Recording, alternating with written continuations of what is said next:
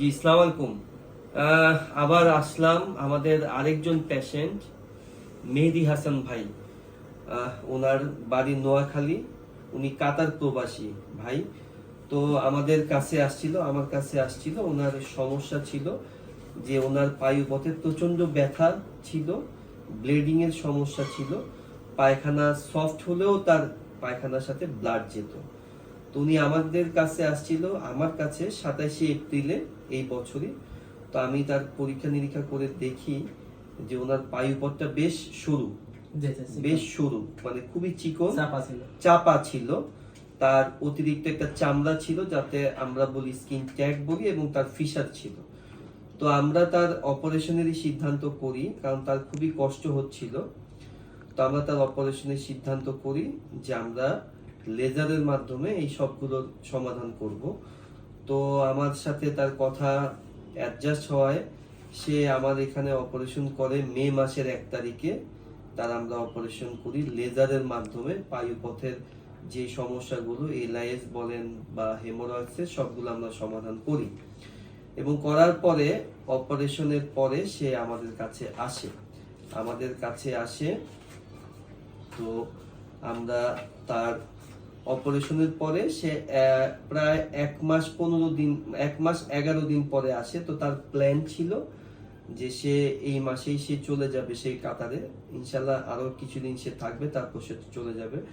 তো আমরা তার 1 মাস আগেও সে একবার আসছিল, আজকে সে সেকেন্ড টাইম আসছে। তো আমরা খুব ভালোভাবে পরীক্ষা নিরীক্ষা করে দেখছি তার সম্পূর্ণ ঘা থেকে শুরু করে পায়ুপথ সবকিছু এখন সুন্দর। এখন তার কোনো ধরনের ব্যথা হয় না, ব্লিডিং হয় না। তো আপনারা ওনার সাথে কথা বলেন যে ওনার এক্সপিরিয়েন্সটা, যে উনি এত দূরের থেকে, নোয়াখালী থেকে আমাদের এখানে এসছে সেবা নেওয়ার জন্য। আপনারা মেহেদী হাসান ভাইয়ের সাথে কথা বলেন। জি, আসসালামু আলাইকুম রহমতুল্লাহ। আমি নোয়াখালী থেকে আসছি স্যার। যে আমার যে সমস্যাটা, আসলে আমি গত 2023-এর নভেম্বর মাসের 23 তারিখে যখন আমি কাতারে যাওয়ার পরে আমার একটা সমস্যা দেয়।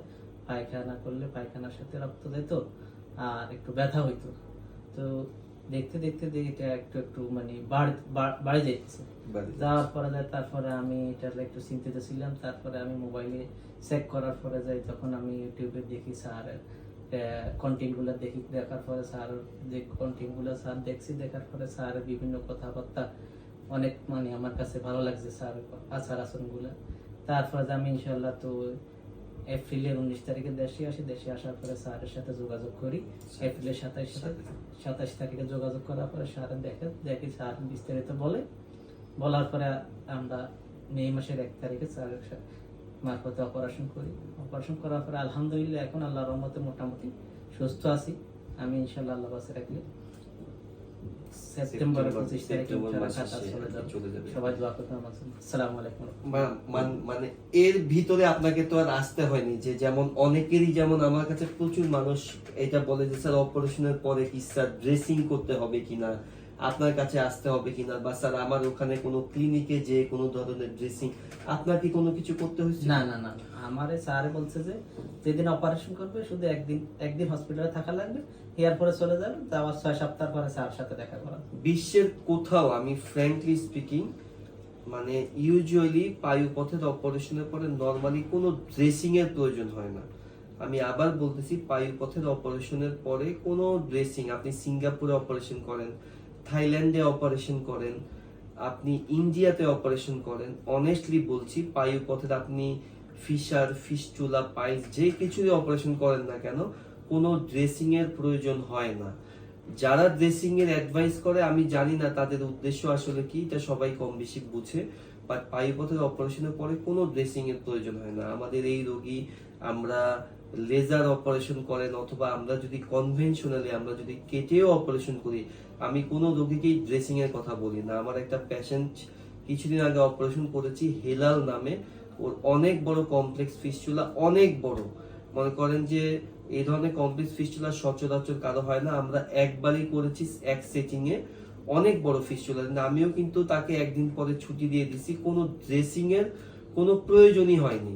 সো সবচেয়ে বড় কথা যে ড্রেসিং এর প্রয়োজনটা কোনো পেশেন্টের যদি সমস্যা হয়, আপনি আমার সাথে যতবার চেষ্টা করছেন কমিউনিকেট, আমি কিন্তু জি, জি, স্যার। সব সময় কমিউনিকেশন আমার প্রত্যেকটা পেশেন্টের সাথে। হোয়াটসঅ্যাপের সাথে মারফতে যোগাযোগ করে। হোয়াটসঅ্যাপের মারফতে আমাকে যখন, এই যে আর কিছুক্ষণ আগে আমার আরেকটা পেশেন্ট গত সপ্তাহে অপারেশন করছিলাম, উনি ওনার পায়ুপথের ছবি পাঠিয়েছে, আমি বলছি যে আমি সাথে সাথে তাকে ভিডিও মাধ্যমে যে মেসেজ পাঠায় সেটা আমি পাঠিয়েছি। বিষয়টা হলো যে আমার যে কমিটমেন্ট আজ থেকে 2 বছর আগেও যেমন ছিল, কমিটমেন্ট এখনো সেরকম আছে।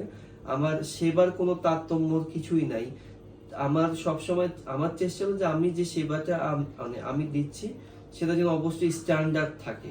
কোনো রোগী যেন বলতে না পারে যে ফেসবুক বা ইউটিউবে উনি একরকম ভাবে কথা বলে, সামনাসামনি বা আসলে অপারেশনের পরে সে কমপ্লিটলি অন্যরকম, বা সে সময় দিতে চায় না।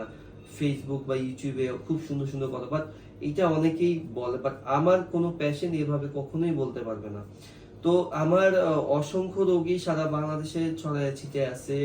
প্রচুর রোগী, যেই ভাই আসলো কাতার, সৌদি আরব, বিশ্বের বিভিন্ন দেশে আমার পেশেন্ট আছে, এবং আলহামদুলিল্লাহ সবাই ভালো আছে, স্যাটিসফাইড। এই স্যাটিসফ্যাকশনটাই সবচেয়ে ইম্পর্টেন্ট। তো আমরা অবশ্যই মেহেদী ভাই জন্য দোয়া করব।